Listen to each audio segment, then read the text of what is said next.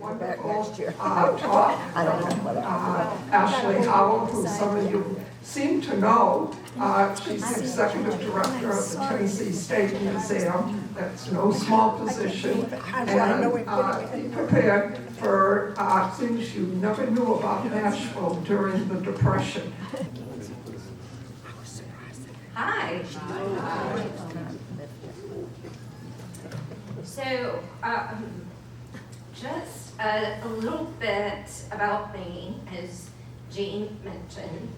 I'm the executive director of the Tennessee State Museum, and I've had what I consider a long history with museums, including here at not only the Tennessee State Museum, but also the Frisk Art Museum. So this lecture kind of comes out of, honestly, a love of architecture, art history, some different experiences in my background, but mainly I spend a lot of time in government buildings. I visit buildings across the state as I'm, walking upstairs. I'm looking at the windows, the marble, the details of the building. So I just started kind of taking all of that and did this presentation a couple of months ago, and was surprised how many people just didn't know the history of perhaps a building that they had been into to do government business. So, we'll talk about that today and look forward to your questions. So first, I'm going to talk a little bit about sort of pre-New Deal architecture in Nashville. And I'm going to start with this building. Of course, I'm sure many of you know it well. This is the Tennessee War Memorial Building. Perhaps you've been to a concert there, an event, visited the old Tennessee State Museum there. This building currently is undergoing renovation. So, which if you drive by there, last couple of weeks they're starting to put that fencing up. So the preservation is happening. Now, this building opened in 1925, and before that time, the only government building, state government building, was the Tennessee State Capitol. So if you think about the state capitol commissioned in 1845, completed in 1859, fast forward 1925, this building opened.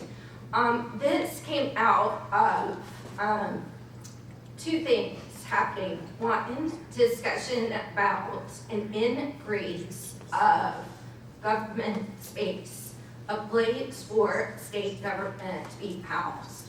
It was outgrowing the state capitol. But in addition, this, of course, was built as a memorial to those Tennesseans who died in the Great War. So the Tennessee Memorial Act was passed, and that was chapter 122 of the Public Acts of 1919. It called for the acquisition of land between 6th and 7th Avenues, and it started to put the plan together for this building. The contract was awarded to local architect Daughtry, who designed the project with McKim, Mead, and White of New York. So in this building was the Departments of Agriculture, Public Health, Education, and it was also considered a modern building, meaning there were restrooms located across the entire building. There was hot and cold water. It talks about telephones and electric lights. But I use this example because this conversation that was happening in Tennessee was happening across the country. As states were looking at government functions and as was the federal government. So with the Public Buildings Act of 1926, this was the authorization for funds to build buildings in DC. Many of these buildings you have visited, and we'll talk about that. But also, it earmarked $100 million to buildings outside of DC. So in 1930, this was amended to allow these projects to hire local architects. And that was important because as this act is going through and projects are being proposed, they all had to go through the federal government. So you can just imagine sort of the bottleneck that created. So this is a well-known example. This is the National Archives. This building was commissioned in 1927. It did not get finished until 1937. So we'll talk about some how architecture changed in those 10 years too. But this is an example of the Federal Triangle and the investment that was happening at that time.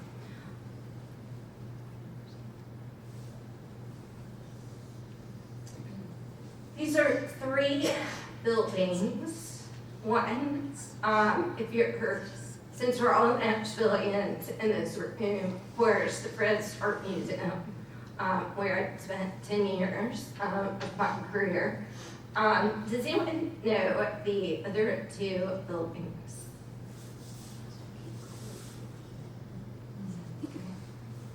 Kim knows. Well, it's the Knoxville Federal Building and the one in Chattanooga, Yes. right? Yes, that's correct. So the top left is the Knoxville building. The bottom here is Chattanooga. So which of these buildings do you think was built first? Knoxville. Not quite. Not first. Chattanooga. Chattanooga. So I think, so for me, what's interesting here and what you can see here in Tennessee, this example of, these are 3 different architects. However, they're using plans and have the approval of the federal government. So as this money is going into communities, there's a bit of a template with some local creativity to that template to building government buildings during this demand. Now this is all pre-New Deal. So the Chattanooga Post Office was finished in 1933. It was U.S. Post Office and Courthouse in Chattanooga.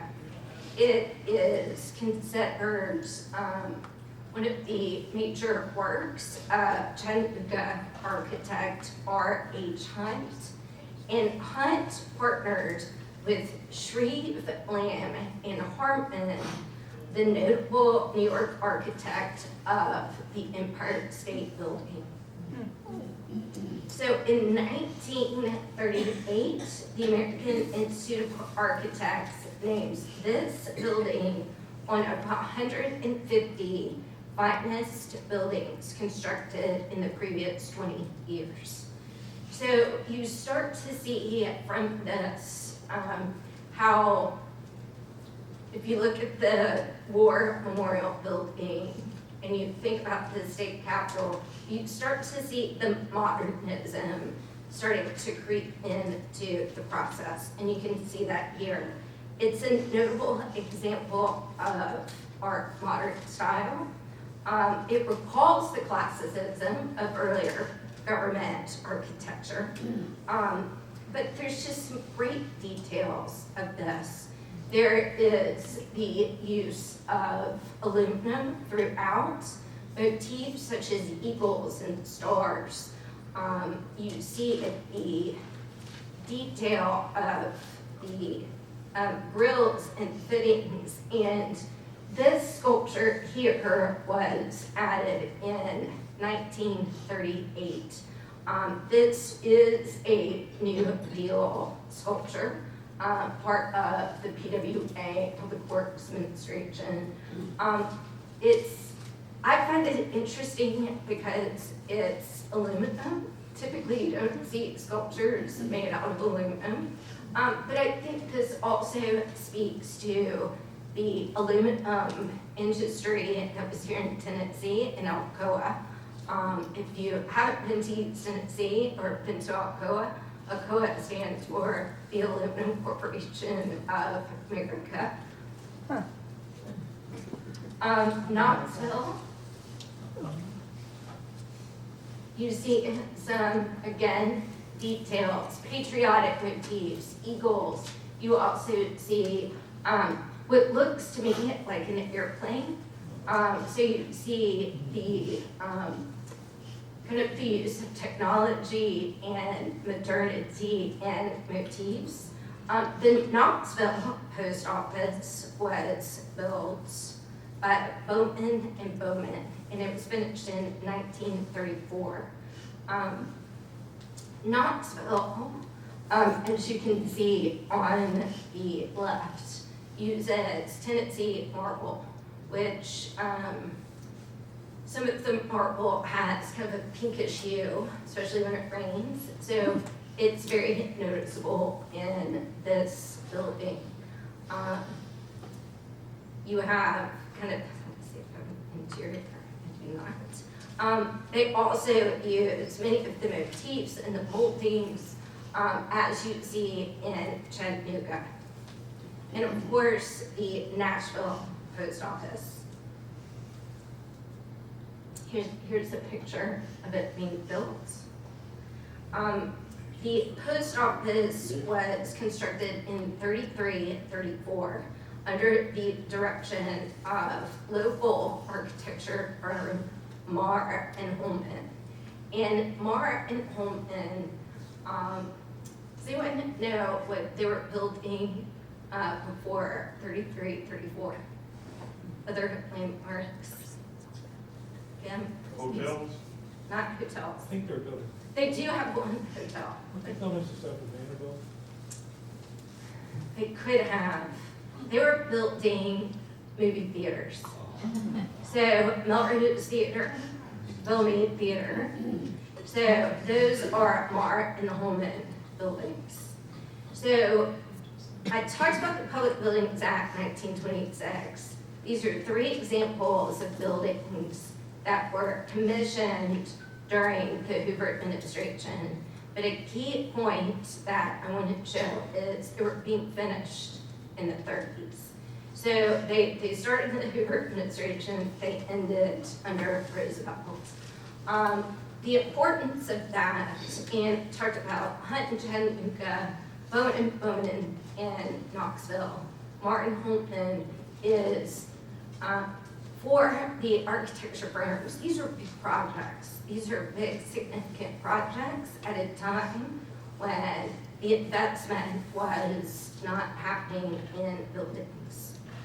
Of course, no shortage of astonishing details in this building with motifs of transportation, how the mail was delivered at the time. So you have airplane, boats, you have a truck, you have other elements of education, and of course, the lobby.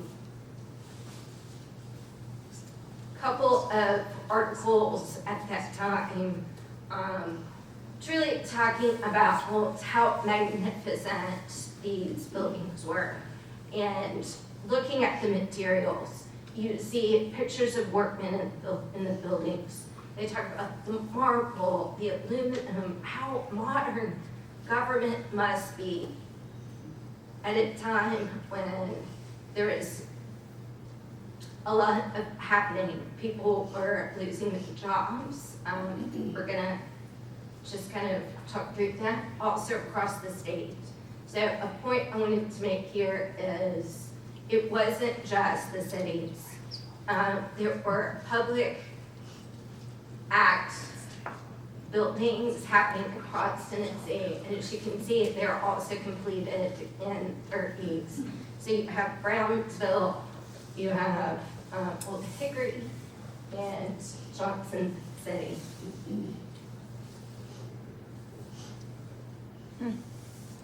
So this is a picture of a bank run in Nashville in 1930. So we were in this transition. You have the stock market crash of 29. This is all history we know. Banks are closing. Here in Nashville, you had the failure of Caldwell and Company. Caldwell and Company also held money for the state of Tennessee. So there was a default on state funds. This was the news. This was the reality. Many banks closed, not only in Nashville and Tennessee, but across the South. So what street would that be? Is that Second Avenue?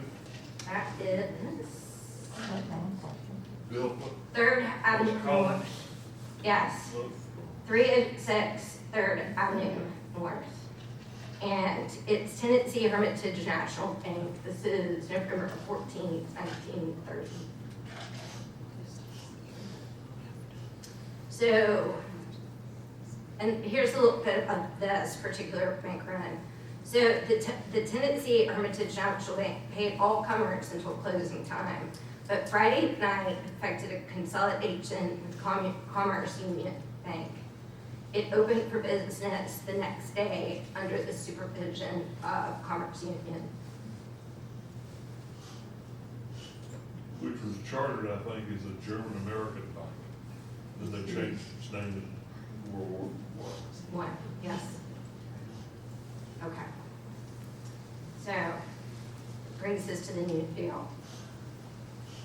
So, early New Deal legislation included the TVA Act, which we're not going to talk much about TVA, 1933, the National Industrial Recovery Act of 1933, which created the Federal Emergency Administration of Public Works, which became the PWA. I'm going to use those initials.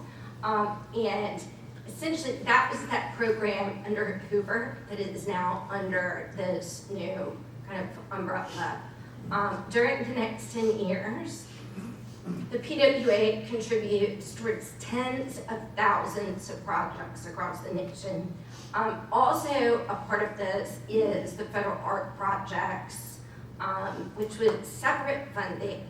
And this was an allocation of funds to hire artists for mural sculptures, just like the sculpture we saw in Chattanooga. So there's many opportunities. This is only a few for employment, for stimulus across the country. So I'm gonna just highlight these. This is a photo, I love this photo because you have President Roosevelt, First Lady Roosevelt, the Governor Hill McAllister, and Tennessee Congressman Joseph Burns. This is even though it's not in the caption, this is likely around the induction of the Great Smoky Mountain National Park. And Congressman Burns was from Springfield. He was educated at Vanderbilt Law. He ends up as head of appropriations for the House Finance Committee during the New Deal, and then becomes Speaker of the House. In addition, there are two senators there is Senator, of course, Howell, who became Secretary of State. Then you also have Senator Kenneth McKellar, who is also a part of the New Deal and appropriations to states. So there were many Tennesseans involved with Roosevelt and the New Deal.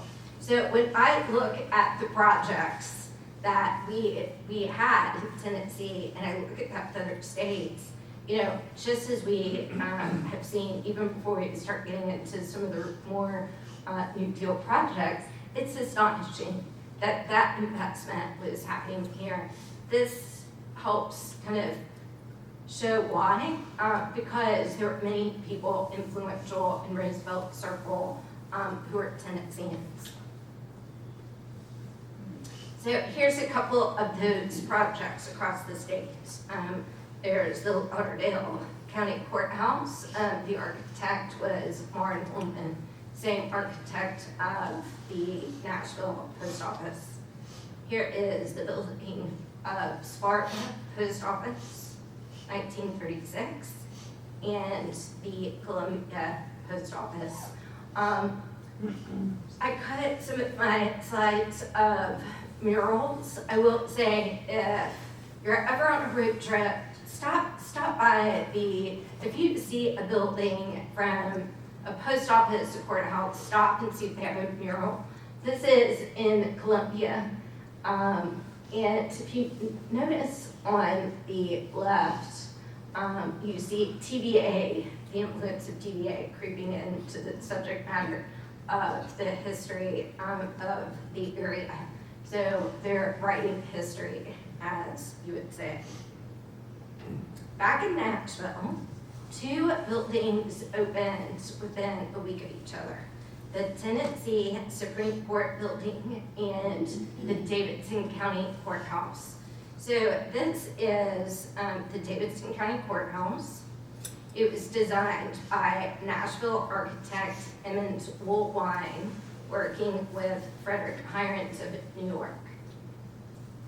Emmons Woolwine had been an architect with Marr and Holman. So you see this sort of design influence throughout. The building was 8 stories, held city and county offices, 3 floors, courtrooms, and a county jail.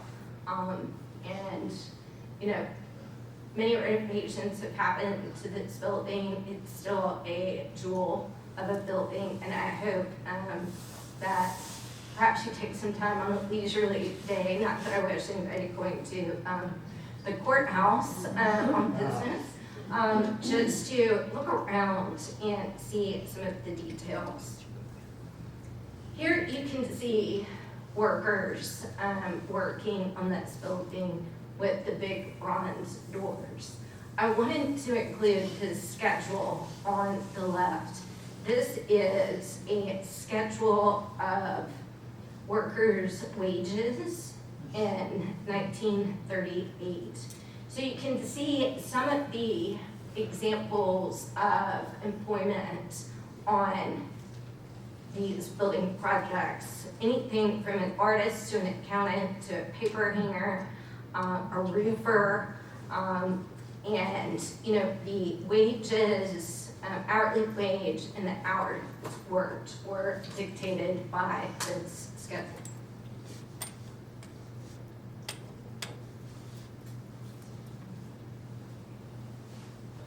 Let me go back here for 1 second, because in these doors, I just wanted to point out the doors represent courage, loyalty, law, justice, security, and wisdom. So when I think about many buildings that we see today, you know, how many doors do you walk through that symbolize courage or security or justice? You know, there's such a care in the level of detail for what is a government building. And, you know, and I've got some other examples, when I see this and I think about perhaps the hope, the strength, the encouragement that they give, you know, government buildings can be daunting, depending on why you're walking through those doors, and it means something different to everyone, but just the care that went into making sure that these were lasting monuments to, you know, what the strength of government should be. Ashley? Yes. I don't know if everyone can read it, and I'm looking here, and I think this is all you need to know about what you need to encourage your child to go into. The lowest paid person on here are teacher, librarian, photographer, and musician. Everything else, if you're a structural ironworker, you get more than twice what a teacher gets. And stonemason. Stonemason.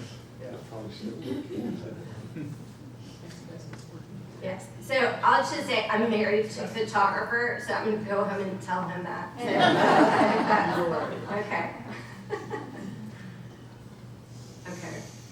Also opening the same week, just a couple of blocks on the road was the Tennessee Supreme Court building. The Tennessee Supreme Court building was another PWA building. It was designed to house the Attorney General and the State Library and Archives. And the architects were Moore and Holman. So you see kind of this repetition here in Nashville of the architects used. One of the last New Deal buildings, originally commissioned 1937, finished 1940, is what is now known as the John Sevier Office Building, then known as the State Office Building. So remember when the Tennessee War Memorial Building was built to house state government? Well, this building was supposed to house all of the departments that were not currently housed.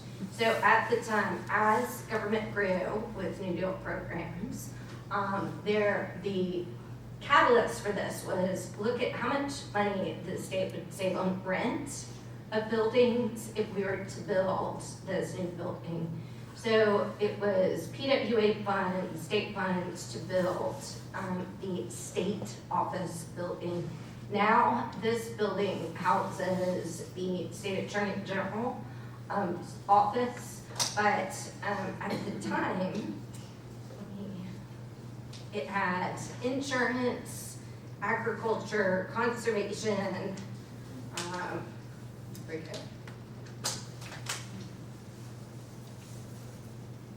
finance, health. So it consolidated agencies into this building.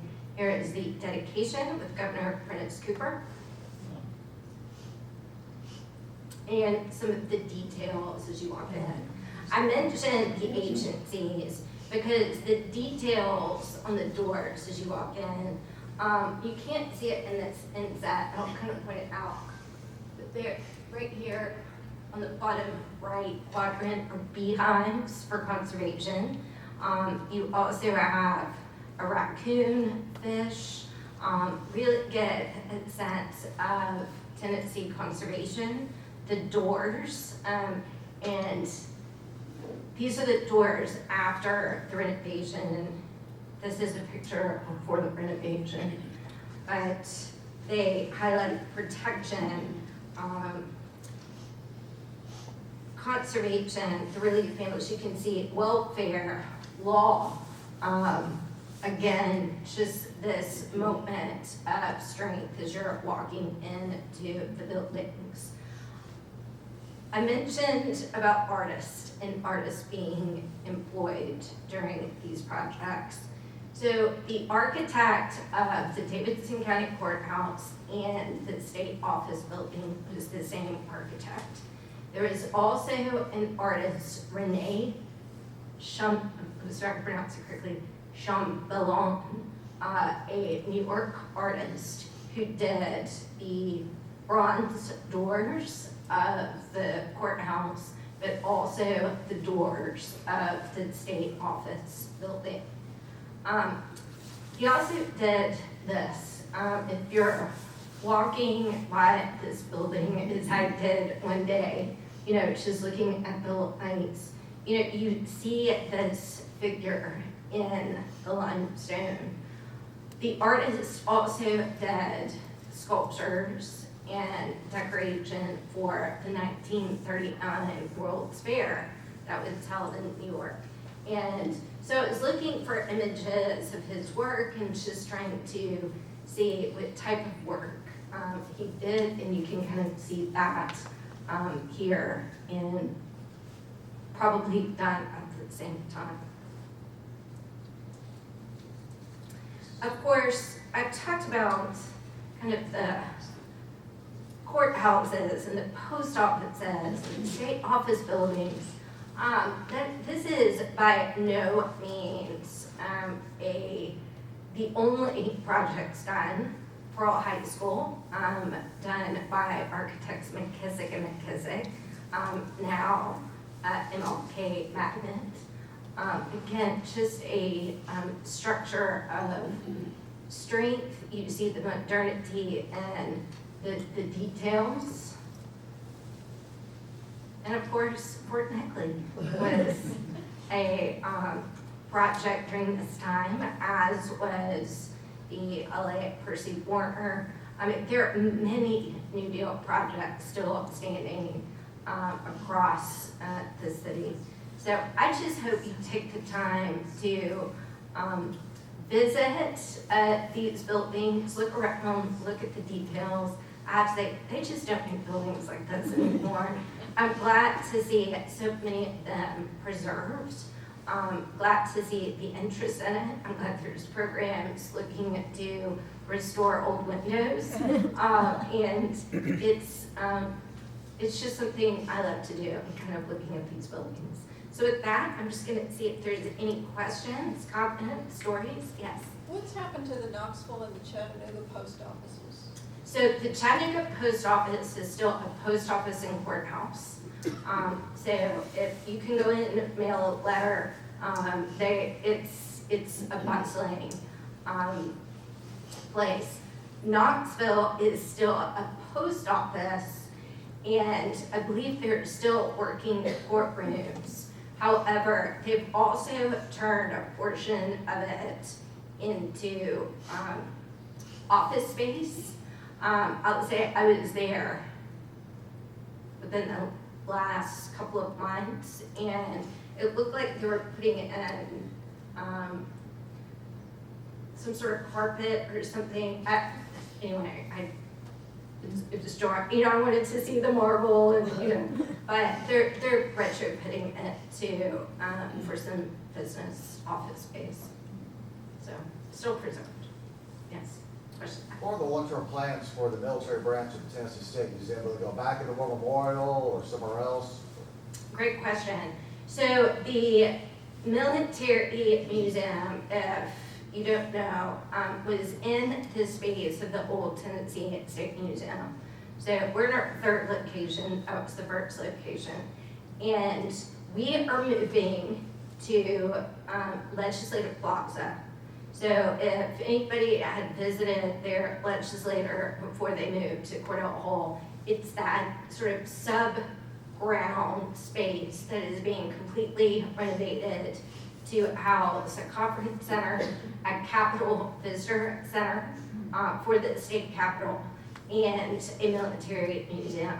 So we are working currently with designers Gallagher and Associates, who are the designers who worked with us on the new Tennessee State Museum, specifically for the military museum and additionally the new Capitol Visitor Center. Estimated date for reopening, 2027. Are the exhibits currently being displayed somewhere else, or they just kind of been shelved for now? So we've removed the artifacts for the renovation, and I don't know the last time that you had visited. We had removed the artifacts even in advance of that because of some environmental issues in the space.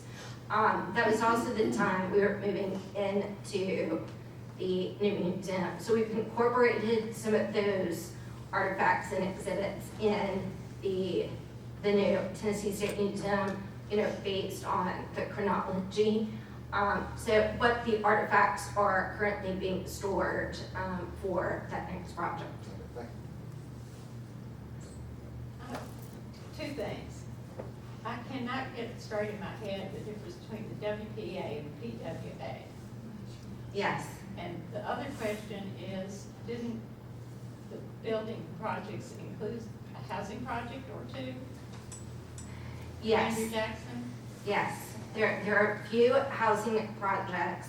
Public work, for the most part, there are some exemptions. The PWA, Public Works Administration, is the building projects.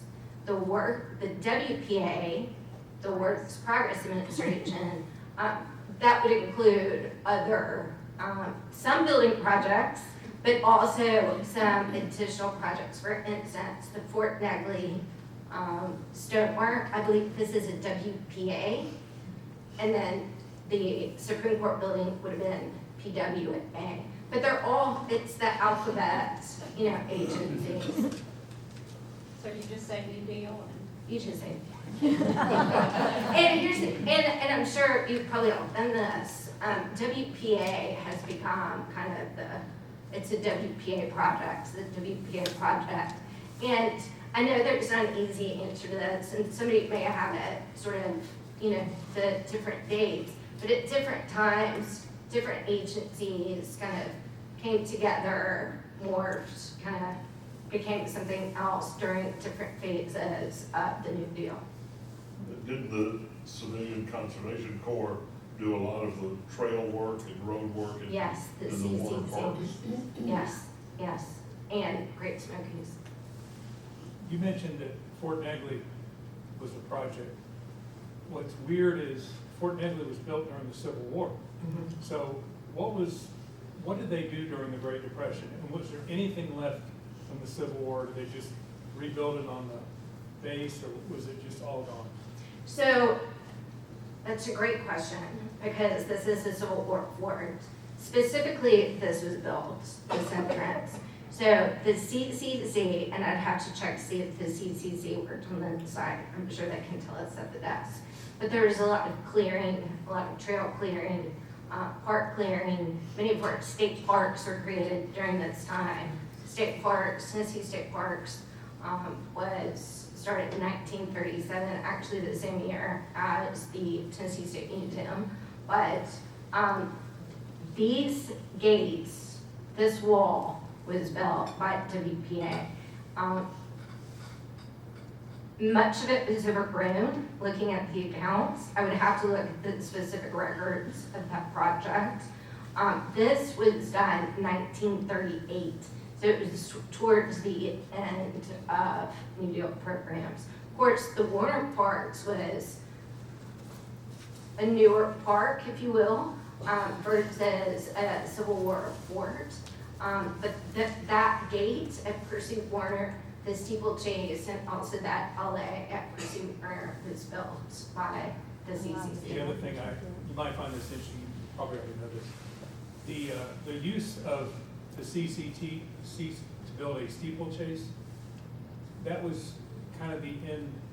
They had congressional hearings because that was terrible. It was very controversial. Sport. Yeah, because what does this have to do with helping the poor? They had hearings in Washington about the steeplechase in Nashville, Tennessee, and how they managed to do that. Yeah. I'll have to go back to the slide of how many Tennesseans were involved with the new deal, Yeah. to explain that. Yes.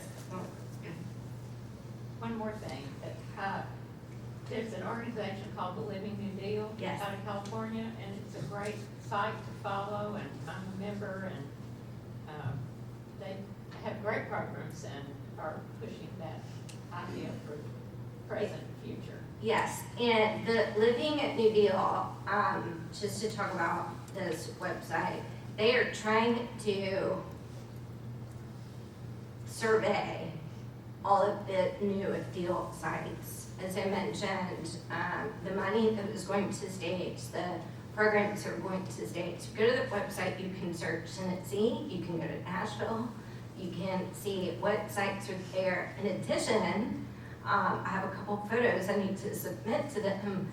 They're asking people to submit photos and information and sources on these sites, and they will upload them. So they're really asking for participation across the country to help them document this. Tennessee, I'll just say, needs more representation. So there's several photos that need to be taken. I just looked at Fort Negley. The Fort Negley information is incorrect. So they're looking for updates and information. It's also a great source if you're traveling somewhere, want to know if there's a site in the area, which I do as I'm traveling across Tennessee. I'll just kind of do a quick search to see if there's anything nearby. So, question? Yes. Yes, was the Nashville's original airport, the municipal airport, wasn't that one of those New Deal buildings? Yes. Many airports, and also the airport in Knoxville, because of its proximity to the Great Smoky Mountain National Park. Who had control over how the money was spent? And was that a political process? There's a camera right there. So yes, it was a political process. There would be an administrator for the state. The WPA, and again I'm using, it was the WPA administrator, was here in Nashville. I can say, in looking at support for artists, because if you go, again, other states, I should have mentioned, I was an art history major, I'm interested in the arts, I love the murals, I love the architecture. So I looked and I said, well, what were the arts projects in Tennessee? They're concentrated in a couple of areas, and there is a arts administrator under the WPA, and there's his statement in a paper that said, I didn't see any arts anywhere else. Just here, it was Nashville, maybe a little Knoxville, maybe a little Memphis, some other sprinkled in. So it's definitely a political process, and it would have been appointed by governor or the federal. So, yes. I have 3 questions. Okay. The first, was the McKissick firm given anything during So- this They built period? Pearl, right? Oh, school. Yes, Oh, Pearl. they did Pearl. I'm sorry. I didn't McKissick, hear that. McKissick. What do you think of the Thompson building downtown? Of the new bill. Okay, so remind me, which one was the Thompson building? It's a federal building. Across the Different. line. New federal courthouse. The new bill. Oh, the new At 18 courthouse. Church. Okay. I don't really have an opinion on it. I just sort of live in the past. But so forgive me for that. I do know of the building of the courthouse. I've seen the renderings of the courthouse. The old courthouse, and Well, that was my third Yeah, question. there's- The old courthouse, what's going to happen to it? Is it going to become a hotel? I think it's already, I think it's listed for sale. Or do we know? I think the special property management agency is going to put it up for sale.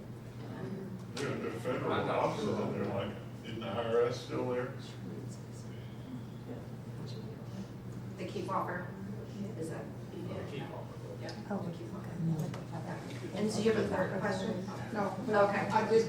Okay. The new Fred Thompson courthouse is interesting in that it's got an impressive front lobby that is not only visually appealing, but it also is designed to absorb the shock wave of any explosion that should somebody try to blow up the building. Specifically designed to, you know, the lobby would be wiped out, but not the rest of the building. Can the public go in there for tours? Do you know, The the new courthouse? I don't. I've think- gone They in, have a yes. front entrance, but that's it, where he's talking about. Just went a lot of. Just the lobby, because then there are guards everywhere else. Yeah, the group might like to know that the State Supreme Court building has a small museum inside. Yes, yes. And it's open to the public. Yes, there is, I mean, as Tom just said, there's a museum of the Supreme Court in the building. In addition, the old Tennessee State Library and Archives is also scheduled for renovation and will be an annex to the Tennessee Supreme Court. So there's offices that will be housed there. That building was much later, as was the Cordell Hall building, built in about a decade or so after these buildings. Cordell Hall building just got renovated in the old TSLA, I think, next 3 years. And Governor Haslam wanted to tear that building down. Right. Remember that, right? Yeah. That was slated to be. Cordell Hall. Oh, yeah. And I'll just say, if you haven't visited your legislator, you should go. A, just being a good citizen, but B, the renovation is stunning. Keeping the materials in the old Cordell building, it's worth seeing. And the MIM statues surrounding it. And the prayer statue, yes. Is it true that the grill work symbols at the Frisk are chosen from a catalog, and that some of those other federal buildings used similar catalogs to pick out standard grill work and symbols and so forth? Yes, yes. You'll see some of the same symbols. Some of them were more kind of press symbols, some were also made by local craftsmen. So you kind of see that a little bit in Knoxville. I think one of the things that's interesting just about the buildings and all of the people who work, the stonemasons, the grill fitters, we can go back and look at the records, but so many people contributed and we don't know their names. I mean, I talked about the architects, I talked about the elected officials, but there were so many people who worked on these buildings and really kind of gave their craft. But I will say, I haven't seen a building yet that uses the exact same symbols that are in the Frisk. So while I do think there is a process for that, we don't see it here in the state. I haven't seen it elsewhere yet. And I had a second question. Are there WPA murals in the Sevier office building? Yes. Can we see them?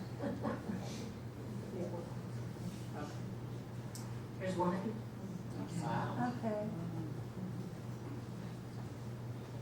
Okay. So I went by this. This is the sketch of the mural that was made by the artist. This is in the Tennessee State Museum collection. So this is the Discovery of Tennessee, and this is the development of Tennessee. And I don't have a picture here for scale. These murals are probably the size of this wall, and they're facing each other. The artist for the two murals was a New York-based artist, illustrator, Dean Cornwell. And he also did the murals in the Davidson County Courthouse. So there's a big mural of Andrew Jackson, in sort of a classical setting. But these murals were also recently conserved with the building. Can we see them? Can we walk in Johnson here and see them or not? No. Not currently. Could you arrange something for me? Let's talk. Let's talk. Yes, I will say security has changed at the Attorney General's office, as with many buildings. There's also a WPA mural in the governor's reception room on the first floor of the Capitol.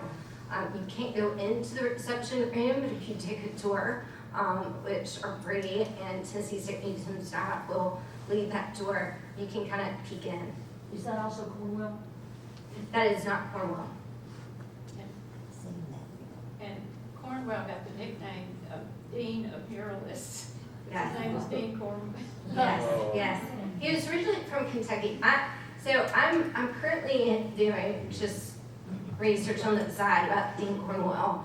And I've looked at the correspondence in creating these murals, and he was a bit of a hothead. I'll just say that.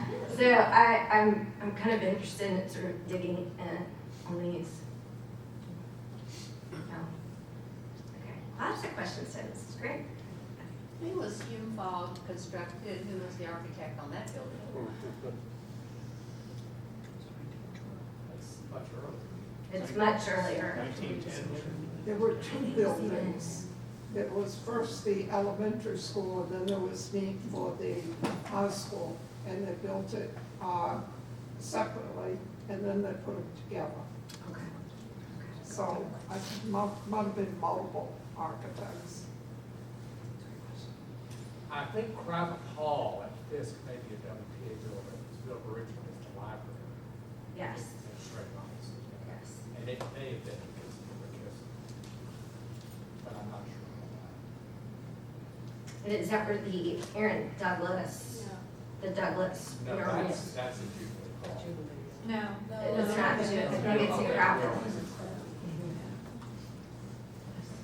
And one other thing, the two WPA housing projects, which I know, one is Cheatham Place, which is on Rosa Parks. It was the White Housing project. And the other is Andrew Jackson Court near Fisk, which was the Black public housing project. And they're both still there. It's usually more or less. Okay, Yeah, one last question, and then go first. It wasn't me. oh, in the back here. Yeah. Okay. With the CCC, that program was, to a great extent, I think, intended to provide employment. It was a way of public funds going into, in a time of great economic hardship. To what degree were the buildings that you have talked about here, just in general, were they seen as a way of infusing money for employment of local people? Yes, and I mean, it was truly seen as stimulus. So the CCC was targeted towards a younger, kind of developing sort of demographic. And, you know, where I had the chart of the wages, that would have been more established craftsmen. So take an example, Martin Holman Architects, who you go from building movie theaters to government projects. Yeah. And the labor force associated, it's really putting people to work. One of the things I brought is just a resource I've used on Joseph Burns, who is the Speaker of the House that I mentioned.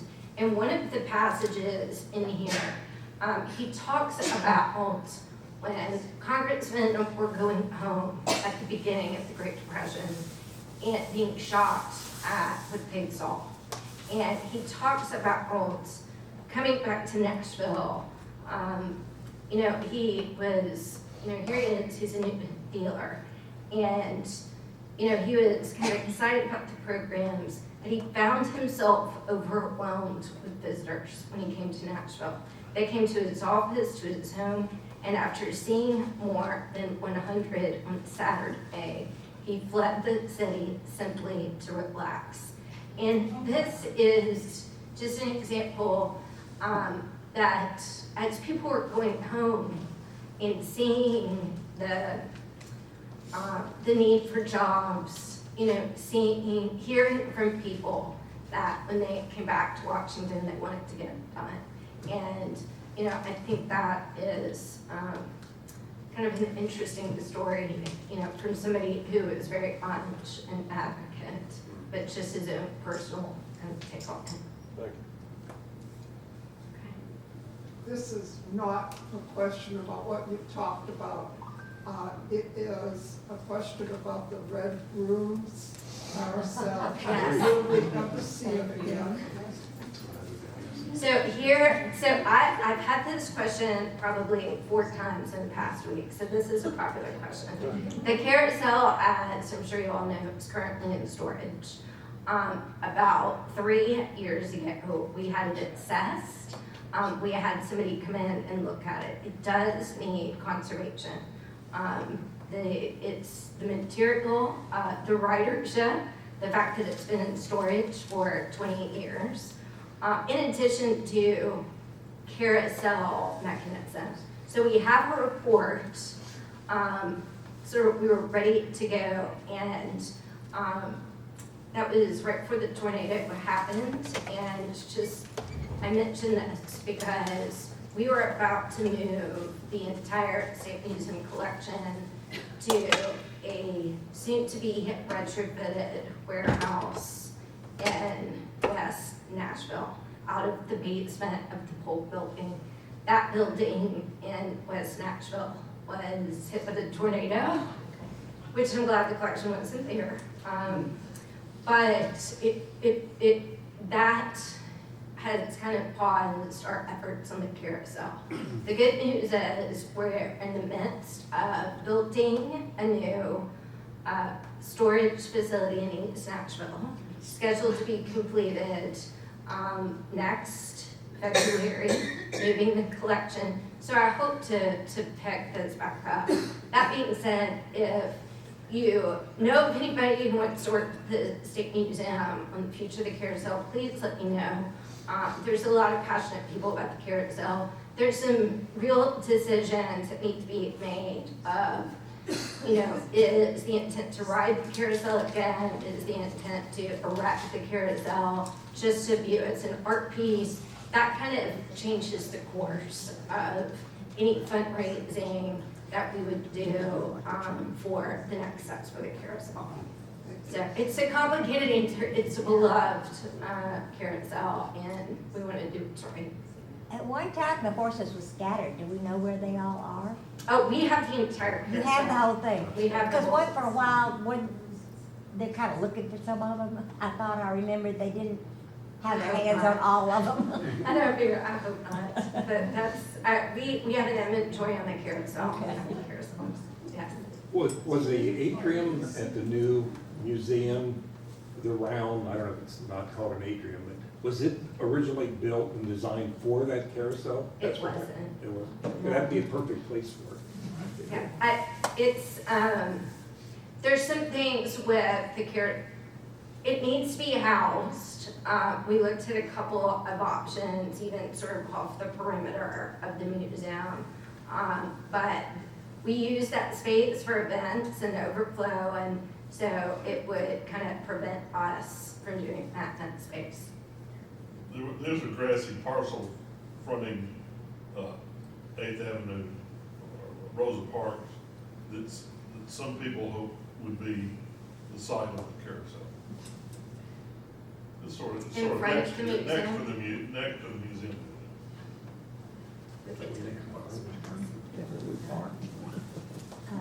All right, well, thank you.